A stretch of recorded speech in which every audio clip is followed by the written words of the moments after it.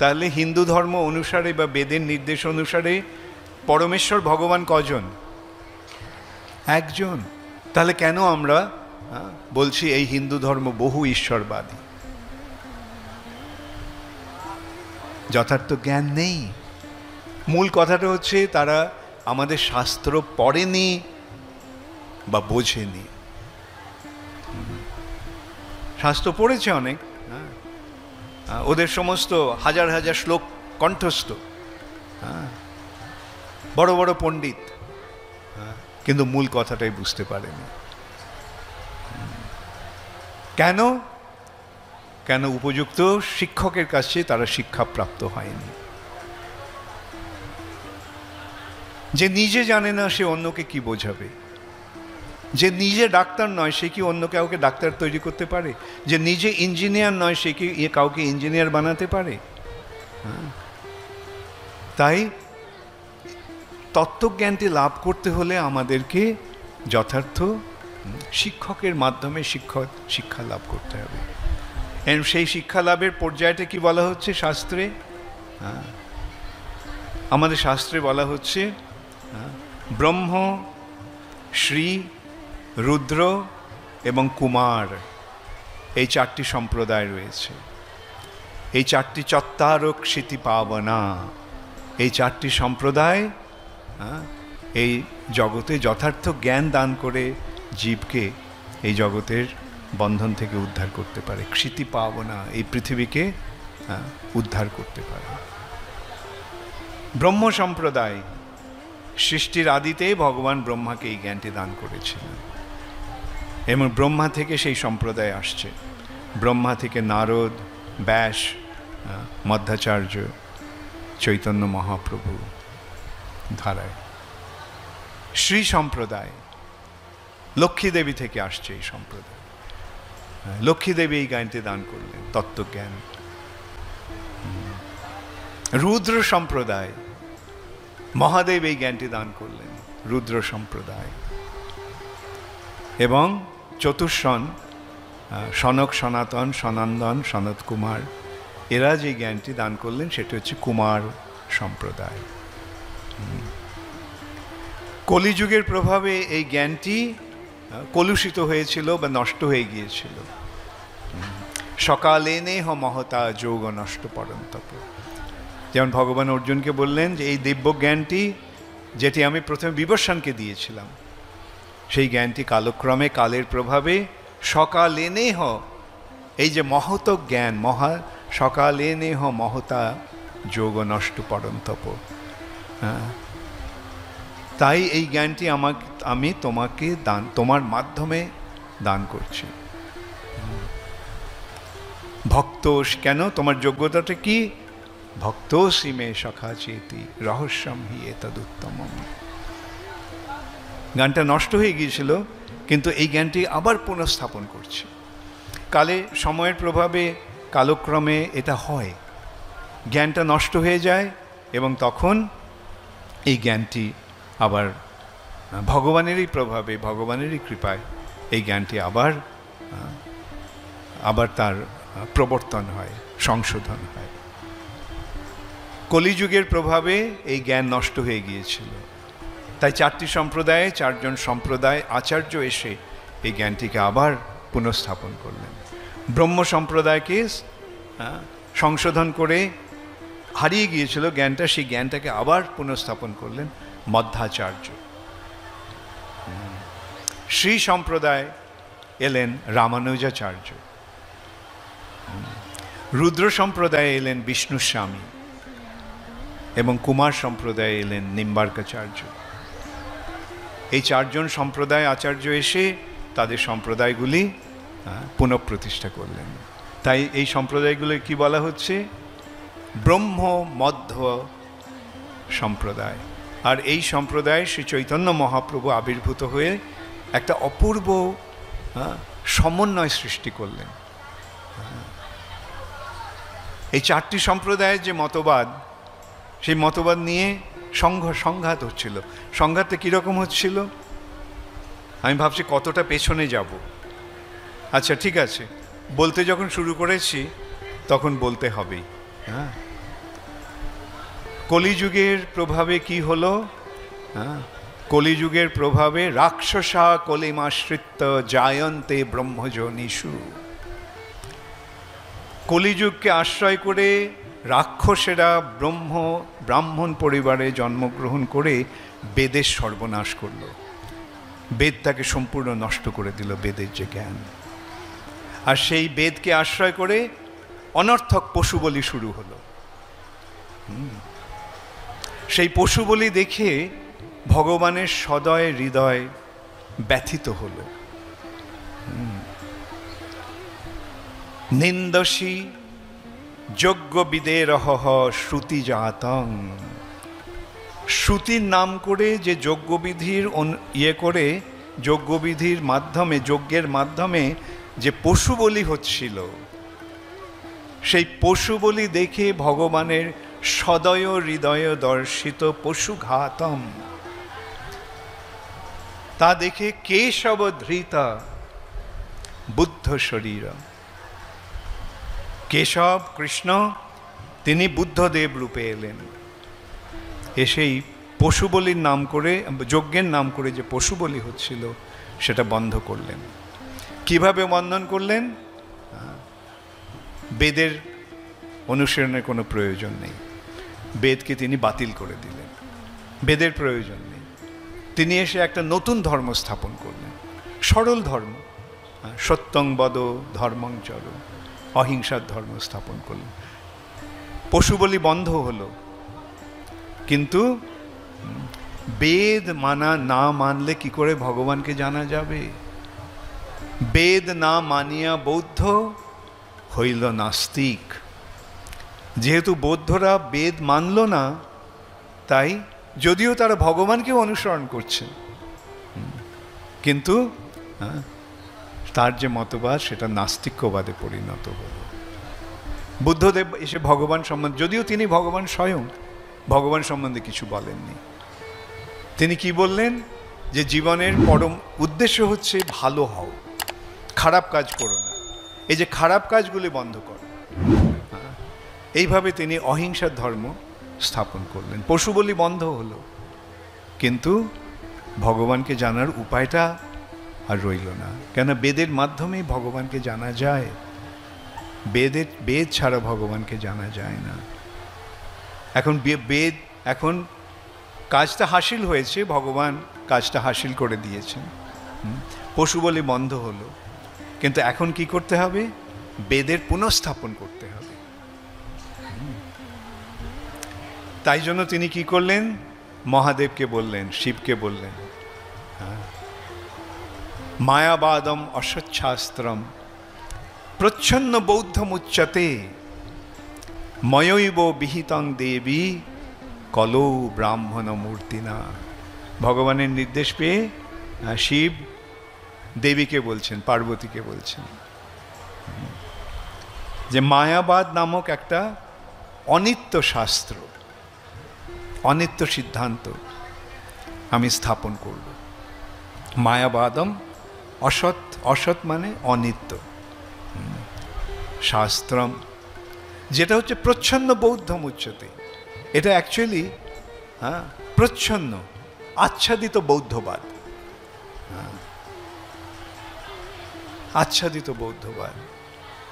কেন? কেন সরাসরিভাবে যদি আবার বেদকে স্থাপন করতে হয় তাহলে তো ওরা তো মানবে না, ওরা বলবে ওটা তোমাদের ধর্ম, তোমাদের মতবাদ, আমরা আমাদের মতবাদ আলাদা। তাই জন্য একটা মধ্যবর্তী একটা পথ অবলম্বন করার প্রয়োজন হয়েছিল, সেটা শঙ্করাচার্য করলেন, শিব এসে শঙ্করাচার্য রূপে করলেন। এবং তিনি কি করলেন? তিনি বললেন, তোমরা বলছো যে জীবনের চরম উদ্দেশ্য হচ্ছে নির্বাণ, মানে শূন্যে লীন হয়ে যাওয়া, শূন্যে লীন হয়ে যাওয়া। এই জগৎটা আছে বলে, এই জগতের বৈশিষ্ট্য আছে বলে, বা আমাদের এই শরীরটা আছে বলে আমরা কষ্ট ভোগ করছি। শরীর যদি না থাকে তাহলে কষ্ট ভোগ হবে না। শূন্যে লীন হয়ে যাও, তাহলে আর কোনো কষ্ট থাকবে না। নির্বাণ। শঙ্করাচার্য এসে কি বললেন, যে নির্বাণ তো বেদের ব্যাপার, বেদের বাণী। বেদে কি বলা হচ্ছে, নির্বাণ মানে পূর্ণে লীন হয়ে যাওয়া, ব্রহ্মে লীন হয়ে যাওয়া, সেটা হচ্ছে নির্বাণ। তোমরা বলছো শূন্যে নির্বাণ, শূন্যে লীন হয়ে যাওয়াটা হচ্ছে নির্বাণ, কিন্তু প্রকৃতপক্ষে পূর্ণে লীন হয়ে যাওয়াটাই হচ্ছে নির্বাণ। এইভাবে শঙ্করাচার্য এসে বৌদ্ধবাদকে খণ্ডন করে তিনি আবার বেদের পুনঃস্থাপন করলেন।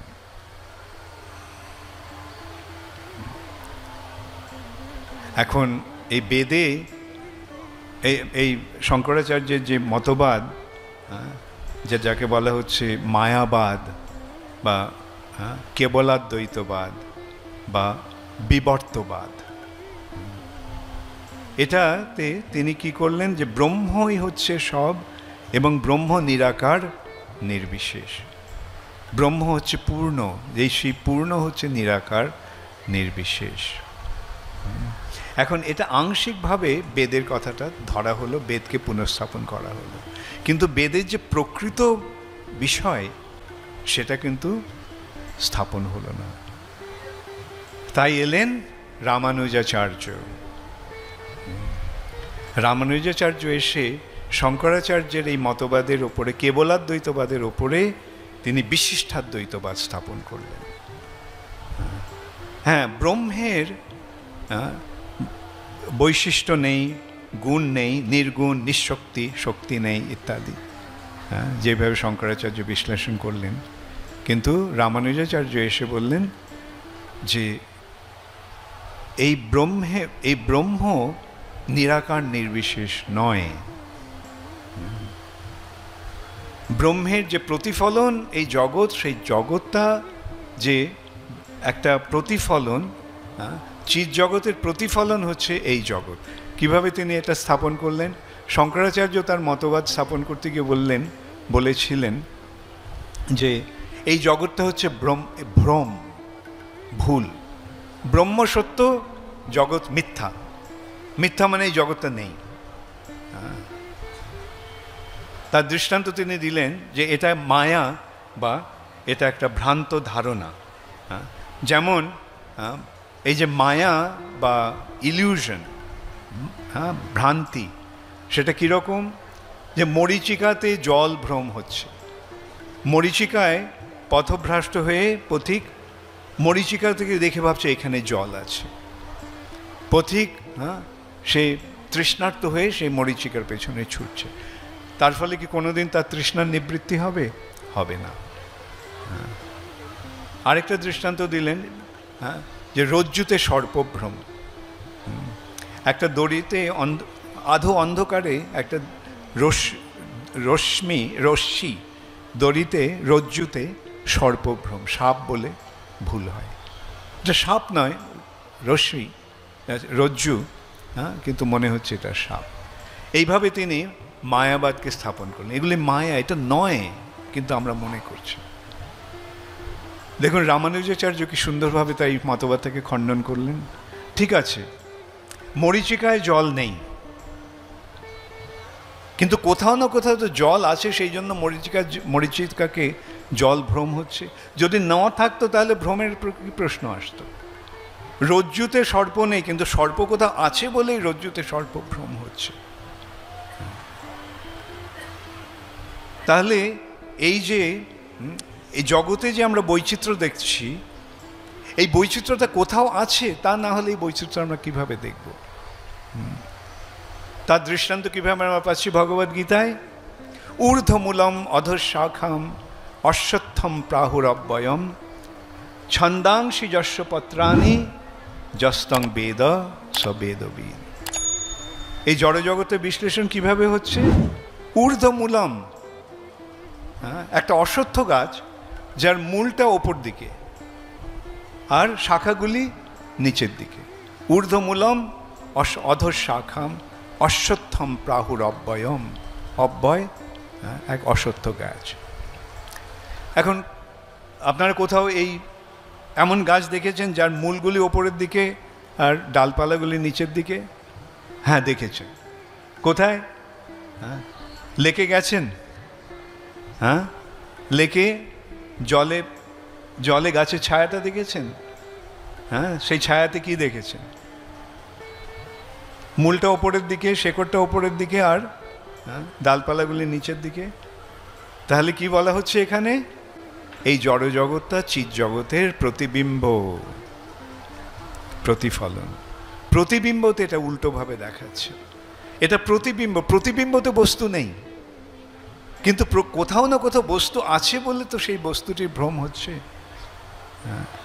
আমি গাছের একটা প্রতিবিম্বতে আমি দেখছি সবুজ পাতা, লাল ফুল আর হলদে ফল।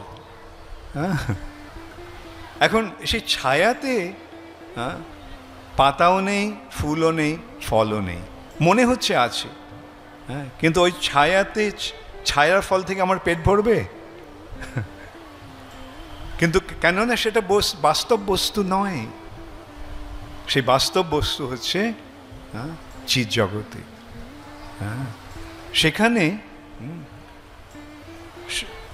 সেখানে সেই এখানে আমরা যা দেখছি তার প্রকৃত রূপটি, তার প্রকৃত স্থিতি, তার সেই বস্তুটি ওখানে আছে।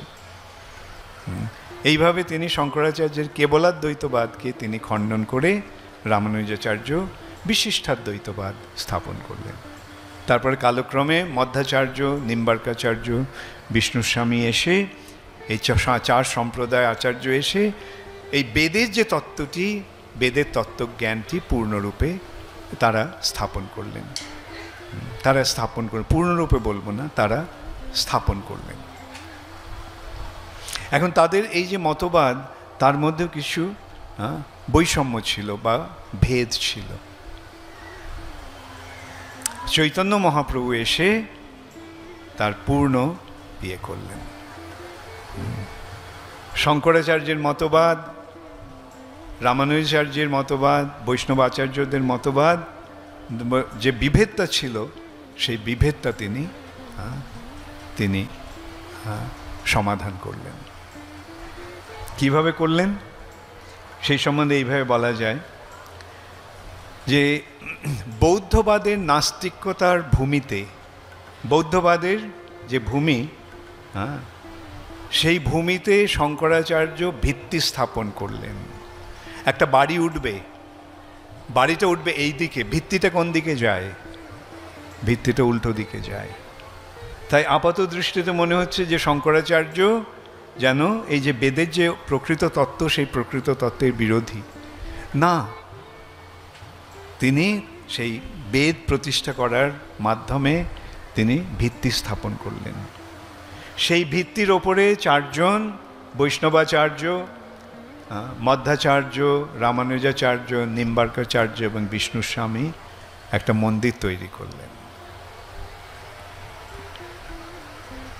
আপনারা কে কে মায়াপুরে চৈতন্য মঠে গেছেন? আচ্ছা, সেই চৈতন্য মঠে যে শ্রী শ্রী গান্ধর্বিকা গিরিধারী গৌরসুন্দরের যে মন্দির, সেই মন্দিরটাতে দেখেছেন আপনারা? সেই মন্দিরের চারদিকে কে কি আছে, কাদের মূর্তি আছে? এই চারজন বৈষ্ণবাচার্যের মূর্তি আছে। দেখেছেন? কে কে খেয়াল করেছেন সেটা? শ্রীলভক্তি সিদ্ধান্ত সরস্বতী ঠাকুর এই কথাটি প্রমাণ করে গেছেন। চারজন বৈষ্ণবাচার্য এসে মন্দির তৈরি করলেন। শঙ্করাচার্য ভিত্তি স্থাপন করলেন, বৈষ্ণবাচার্যেরা মন্দির স্থাপন করলেন, আর শ্রী চৈতন্য মহাপ্রভু এসে সেই মন্দিরে রাধাকৃষ্ণের বিগ্রহ স্থাপন করলেন।